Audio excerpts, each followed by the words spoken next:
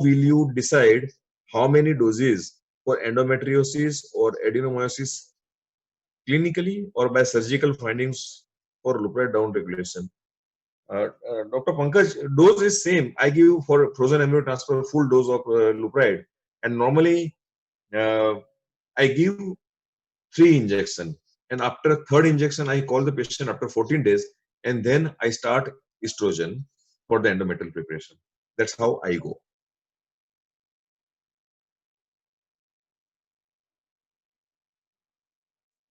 So here are the more conclusions, which says that the freeze or strategy may improve the ART outcome in the endometriosis. So they compared uh, the fresh transfer versus frozen transfer in endometriosis.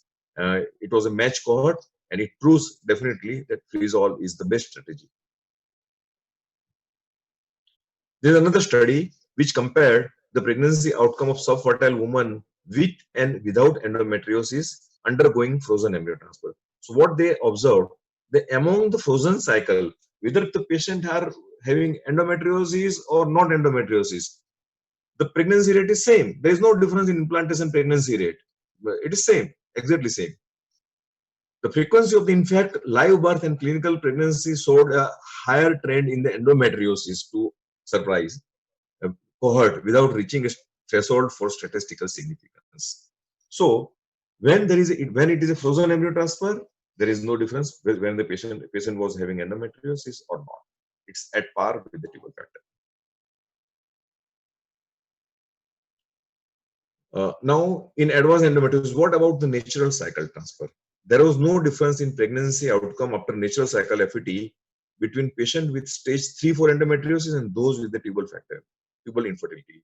So those who are believing in the natural cycle frozen embryo transfer, you can very well go ahead with the stage 3 or 4 endometriosis if you have noted the proper follicular development and the patient has got regular cycle.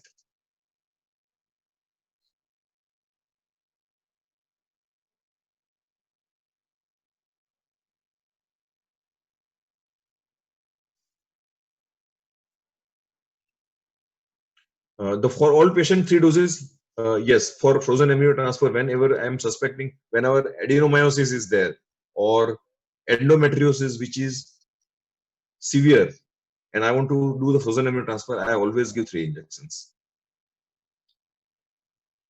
Uh, Please, can you repeat how do you prepare?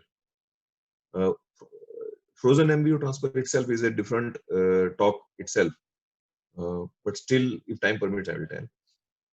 Dr. Preeti, if after agonist downregulation, LH and estradiol higher than the cutoff, this is not related to endometriosis. Please do not ask unrelated question. Please, please.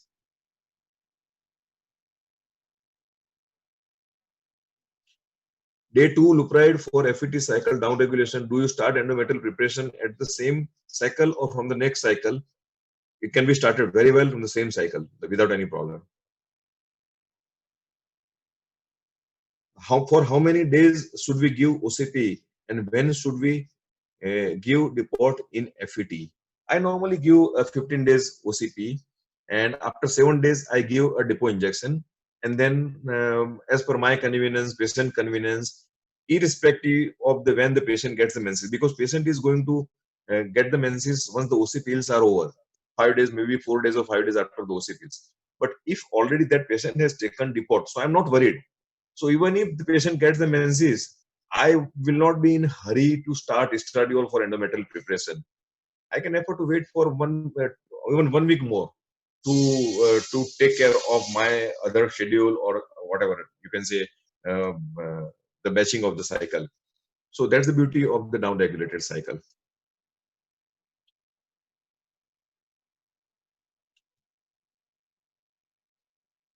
So we know that the FET are the best for endometriosis. Now we are going to endometrioma, that is chocolate cyst. So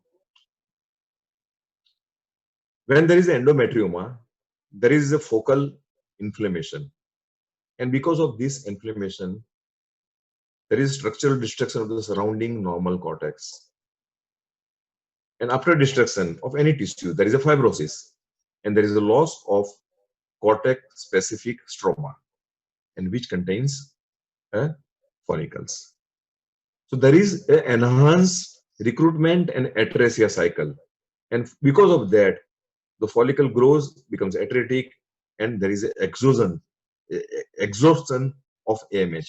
So at the end, it gives a burnt out effect, and there is a fall in AMH, there is a fall in the follicular count because of this inflammation. So this is a one effect. The second effect of endometrioma is mechanical compression of the follicle. So when you're doing sonography, you are not able to see the follicles which are compressed, uh, behind the endometrioma.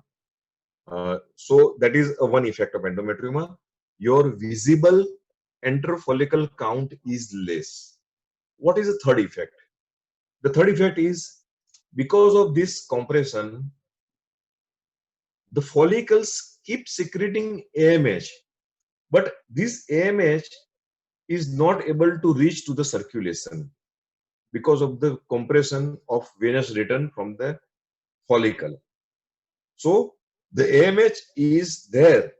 The follicles are secreting the AMH, but it is not able to reach in the circulation. This is the third effect of endometriosis and endometrioma. And fourth effect is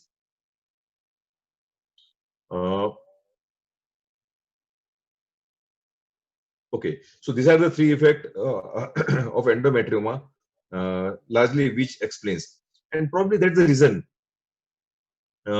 Many times in large endometrioma, after operation decompression, there is an increase in AMH level.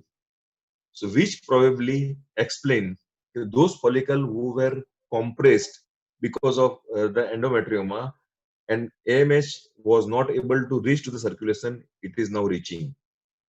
And sorry, the fourth one more, the mechanism how it affects is because of the compression of the follicle, the vascularization of the follicle is disturbed. So it causes atresia, destruction of the follicle. So these are the mechanism how the endometrioma affects and cause follicular depletion, and how there is a fall in the AMH level.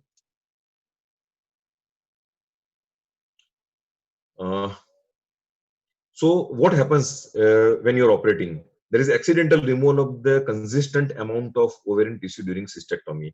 It has been mentioned that minimum 0.65 millimeter of the cortical tissue is removed, stromal tissue is removed. So there is a sizable follicular loss, and surgery related local. Apart from that, the actual loss, the surgery related local inflammation or vascular compromise following the electrosurgical coagulation causes further damage, and there is impaired ovarian vascularization following surgery. So this is a study comparing what happens in large endometrioma. Sometimes the question comes in our mind that why the arbitrary division.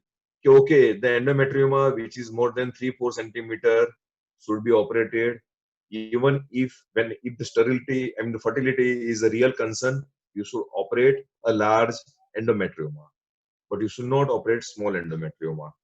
So many times I was thinking why it is so, why this arbitrary, what happens suddenly, what happens if the endometrioma crosses 3-4 centimeter and becomes 5 centimeter, what happens, and why even if it is asymptomatic, why the operation is required? So here is the answer. The presence of large endometrioma more than or equal to 5 centimeter at the time of IVF significantly decreases the number of the oocyte retrieved compared with the contralateral healthy ovaries. Or if you look at the table, the number of the follicles in the contralateral 4.8 and unoperated unilateral endometrioma more than 5 centimeters 2.6. oocyte retrieval too.